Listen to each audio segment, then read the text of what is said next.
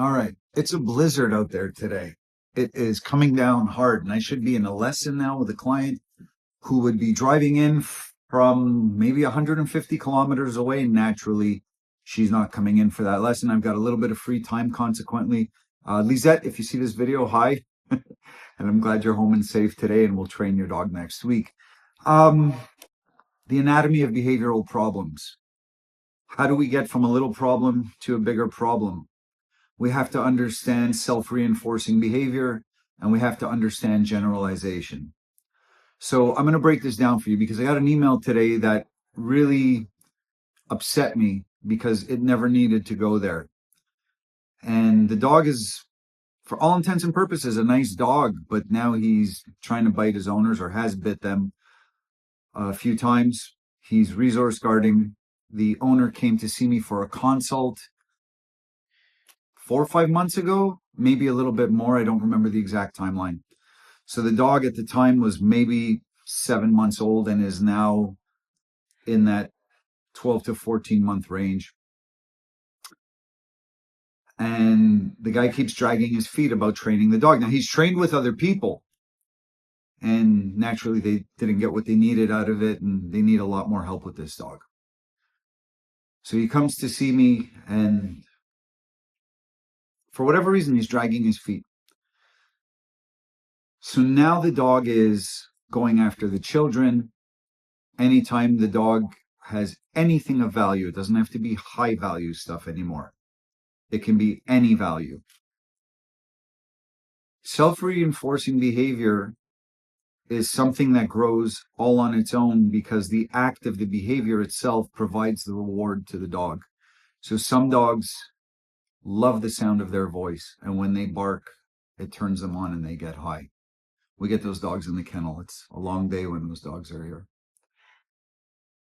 And some dogs enjoy whatever activity is so innate, or behavior is so innate to them,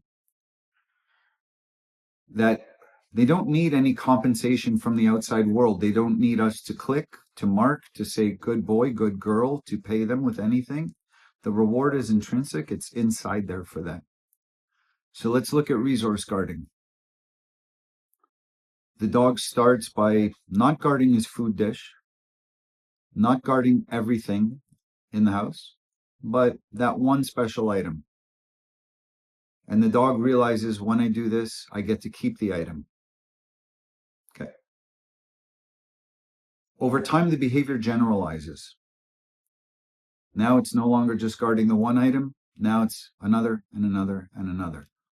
We want our dogs to generalize when we are actually training them to do things that we want them to do. In other words, you know how to heel in the backyard.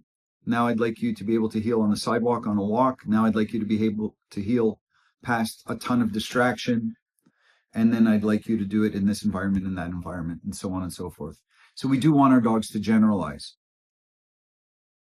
People don't understand how things like this grow. And then the all too common question that I get, when will he grow out of it? Your dog's not going to grow out of it. If it pays the dog, whether you're rewarding the dog intentionally or not, or if it is just a self-reinforcing behavior like what we're seeing here with the resource guarding, the behavior grows. It doesn't diminish. Anytime there is some value in the outcome of a behavior, or sometimes just in the behavior itself, then the behavior grows.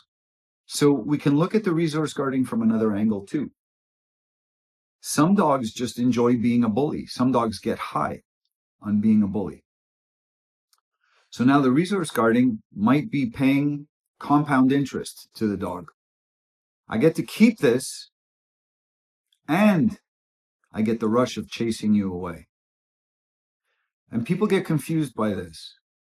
I've told him no. Yeah, but you haven't resolved the issue. That's like someone doing this to you, and you just keep saying, stop, stop, stop, stop. And they just keep doing this. You can tell them stop. If they're not stopping, they're not stopping. Now, what will you do? So we have to know how to address these things. And we also have to look at the timeline. The outcome now is never going to be what it could have been had we trained earlier on. And I haven't replied to the email yet. I just saw it. So I'll reply to the owner later today. And I'll make that perfectly clear to him, because he's come back to me with 5 or 10 emails where he's just dragging his feet. I don't know if it's the financial commitment of training the dog. I don't know if there's a decision-making process of maybe this dog isn't for us. I don't know what factors go on with the human end of things when they're making their decision to train or not train. But that dragging of the feet, had we trained with the dog when he was 7 months old, the outcome would be drastically different. And here's what I want you to understand, because you might be in this situation, or you may be one day with another dog. If we have an intervention earlier on, and this applies to us as well, the outcome will be very different than if we let the problem grow. The bigger the problem grows, the more we're going to have to work at managing the problem versus changing the trajectory of the problem. So let's look at it as a mild problem. The dog's just starting to resource guard. If the dog's simply starting to resource guard, I might even be able to really affect the dog's perception. I did this in a puppy class yesterday, where I can see the owner was giving the dog something super high value, and the dog was allowing the owner to take it from him. But I could see the dog's body language. There's a lot of little flags where the dog is allowing it now. He's 9 weeks old. Is he going to be so easy to allow it at 6 months, 9 months, 18 months? No, you can see it already. So I say to the owner, let's change the dog's perception of this. Rather than him putting up with you because you're the grand poobah in the house, I'd like for him to view you as a bonus when he's got that item and you come around. I want you to disarm him instead of overpower him. And to be clear, the owner was overpowering him in the sweetest of ways. But the dog is definitely cognizant of, I'm going to submit to you, and I'm just going to let you take this from me. So by having an early intervention, we have a chance now to change the dog's perception of what does it mean to give something up to this individual. Well, my beloved puppy, in fact, right now, it means you get a payout that you never saw coming. And then the next time the guy comes around, the dog says, I love when you come and steal from me, because in fact, I'm not losing anything. I'm gaining and gaining and gaining. We're starting with a blank slate, right? Tabula rasa, just boom. So we get to input all our data from jump. With this dog now, who has a history of biting his owners and now showing aggression to the children in the house and generalizing the behavior to each and everything that I want to possess instead of just high value stuff, you're never going to have a chance to influence the dog's perception that way. You're going to mitigate damage. You're going to go into damage control mode. And it's the same difference like waterproofing your house with a membrane versus the basement is flooded, and now we call in the crew to get rid of the water, tear out the floors, mold remediation, and it's a different thing entirely. Let's not let all of that seep in, okay? So I'm going to email this guy later and tell him that, because I absolutely have to. I have to, from an ethical standpoint, tell him that even with all the training in the world, your kids might still get bit. Now it's on you to decide, what are you going to do with this information? Do you want to keep the dog and train and live in the safest, smartest way? And we can probably tick a lot of boxes and make a really nice relationship with the dog and the family.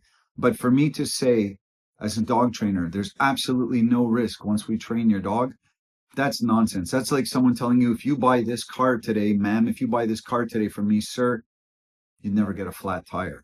No one can tell you that. That's just complete lying BS salesmanship. Pay me, sign on the bottom line, gotcha. So it's very different. And I have to tell him, because you waited, because, and not because, hey, bad dog owner, I get it. You waited. A lot of us wait on a lot of things. I waited till a problem in my shoulder became pretty severe before I started going to physio. I get the whole let's see where this goes, and maybe hopefully things can resolve themselves. And generally it doesn't work out, right? So I get it. But now I have to tell him, look, we can work with your dog. We can certainly improve what's going on, but you're not starting at zero just as a result of paying someone to train your dog or to work with you to teach you how to train your dog. So the anatomy of a behavioral problem very often goes from little to big, just like with my shoulder. Had I done an intervention with a physio earlier on, the outcome probably would have been more favorable. So I should probably be talking to myself right now.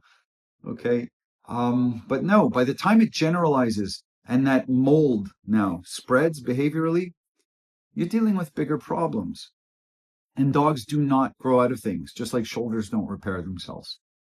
So don't drag your feet. Don't wait. Don't hope the dog outgrows. It's not the dog's responsibility to rehabilitate his behavior. It's not the dog's responsibility to be other than what he is. It's our obligation to mold and shape behavior by putting the dog in the right set of circumstances, by certainly not putting him in the wrong set of circumstances, by teaching what behaviors are allowed and acceptable, by working towards eliminating undesirable behavior, and by rewarding, of course, the behavior that we want. And then we have less of the garbage and more of the good stuff. And then that just grows and starts to replace the trash that we don't want to see in our dog's behavior. And that's how we do it. But the longer you wait, the more work it is. I've got a 10-year-old dog. I'll probably do a video series on him. I've got a 10-year-old dog coming in tomorrow. The dog has had 2 lives. First home, the dog was abused. Second home, the dog is not abused and very loved, but it didn't help him. It helped him in that he didn't suffer anymore. But behaviorally, the dog is suffering. He's biting the husband. He tried to bite me when he came in for a consult. He tried to bite me when he stayed in for a couple of days of boarding. At 10 years old, I'm not going to turn around and give them a new dog. That's not what it is.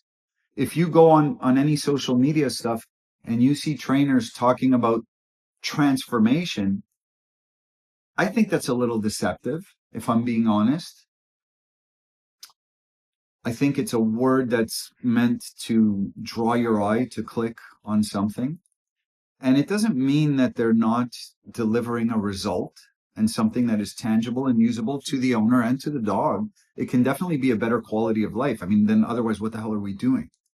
But to transform means that I take this bottle of hand sanitizer and I turn it into a cheeseburger. I've taken something and made it something other. Now, with the little puppy who was giving up the high value thing, we're going to transform something there because we're getting in on the ground floor. So we're going to influence the dog's behavior. But this 10-year-old dog or this year-plus dog, we're not going to transform him. We're going to manage him. And through good training, good planning, good management, we're going to have a different outcome behaviorally, right? You have to understand what that means.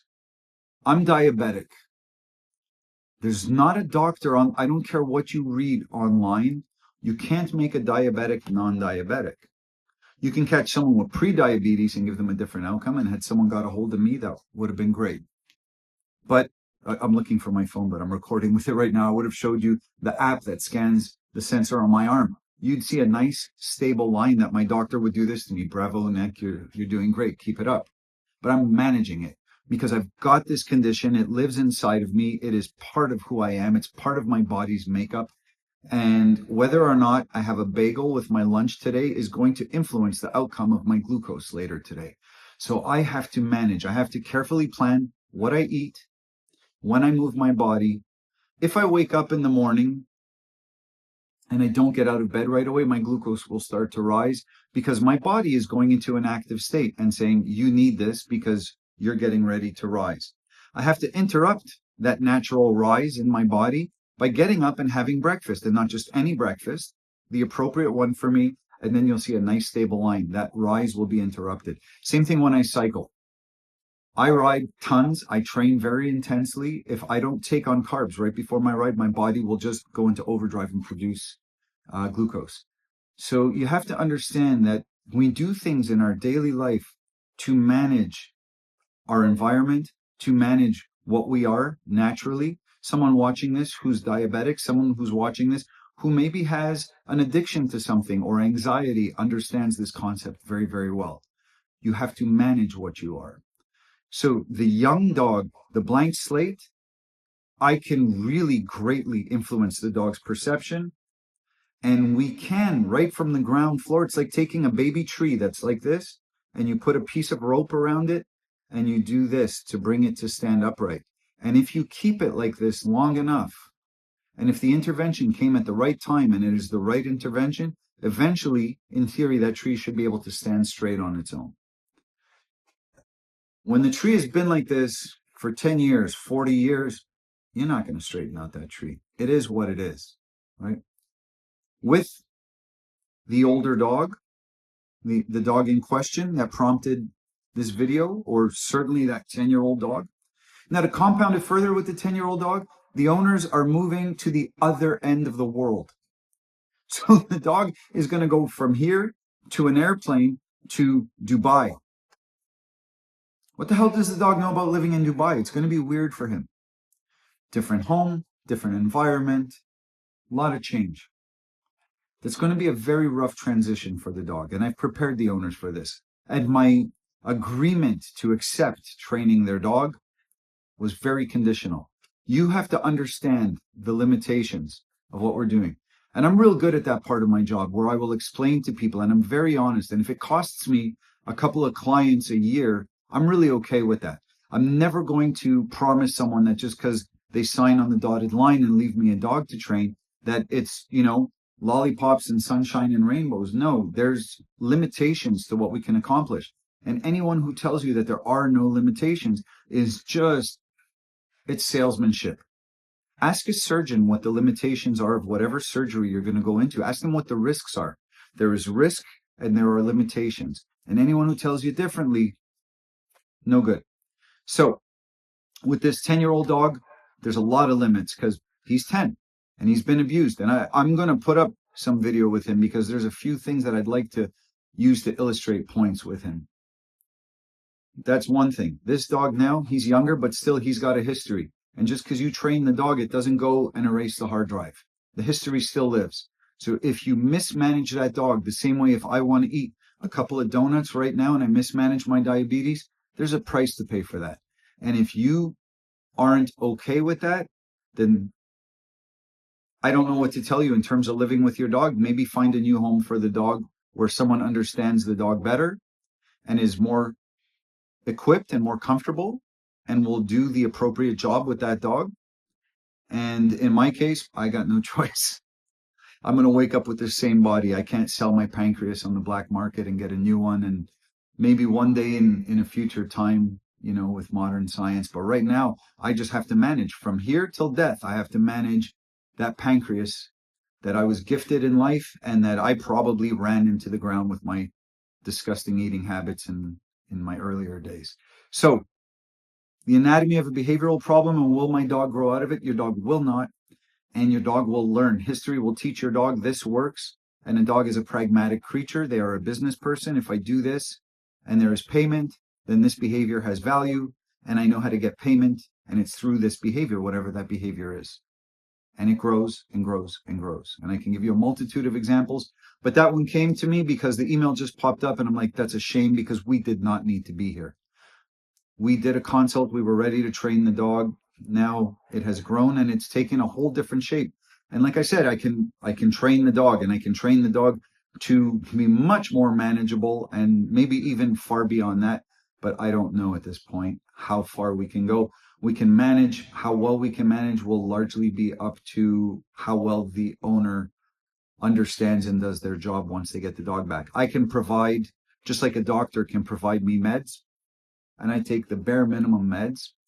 Most of my management is done through my food choices and the amount of activity. I'm busy with the dogs all day, and the amount of cycling that I do certainly seals the deal in terms of keeping my glucose very regulated. So with our dogs, we have to have that same approach. We have to be, I will invest myself into this and I will do everything. Even though I'm paying someone to train the dog, I will invest myself in order to, last little bit I'll tell you, I had a client one time we were training, and it was summertime. We're working outside, and I'm petting her dog, and I'm wearing a short sleeve shirt. And I guess the sensor that particular time, because you change them every couple of weeks, was a little bit lower. And I guess with the sleeve riding up, she noticed it. And then she shows me her sensor, and now we're, diabetic twins. And so then she asked me about my numbers, and it's not something I normally talk about, but she's diabetic, and she's asking rather. So I told her, and she's like, "Oh my God, your numbers are great. My doctor would be thrilled." And so I get the sense that her numbers aren't that good, so I don't ask. For whatever reason, I didn't feel comfortable asking. And then she tells me, and I hope I did a good job of concealing my reaction, because my brain was exploding. My doctor calls those numbers slow suicide. So I'm going to tie this into dog behavior. She's on a multitude of meds, and every so often they have to readjust. In other words, her condition is worsening. It's progressing in a bad way. And then she proceeds to tell me about Amazon and the junk food that she orders. And she's ordering the junk food and then upping the meds, ordering the junk food, upping the meds. The meds aren't doing their job. But the constant is the junk food on a recurring order on Amazon every 4 weeks, 6 weeks, whatever it might have been. Maybe cut that out. Cut that out. Is it hard? Yeah, it's hard. Everything in life is hard. Don't tell me it's hard. It's hard being diabetic and having these wild glucose swings. It's very fatiguing. It gives you brain fog. It limits your quality of life, your productivity, just your enjoyment of being on the planet. So that's hard too. So what are you really getting out of binging on your junk food? And so the meds are not designed for you to live a reckless life. The meds are designed to complement your efforts, because you're going to burn your body out. You have a limited amount of beta cells, and eventually that burns out. And then where are we? Then the meds are carrying the entire load. Okay? Now, behaviorally, with a dog, when you let the dog get so bent out of shape, and then you're contacting a trainer where the title of the email starts with SOS or, some such. Of course, trainers are there to help. It's like if you have a flood in the house, you call a plumber, and that's their job.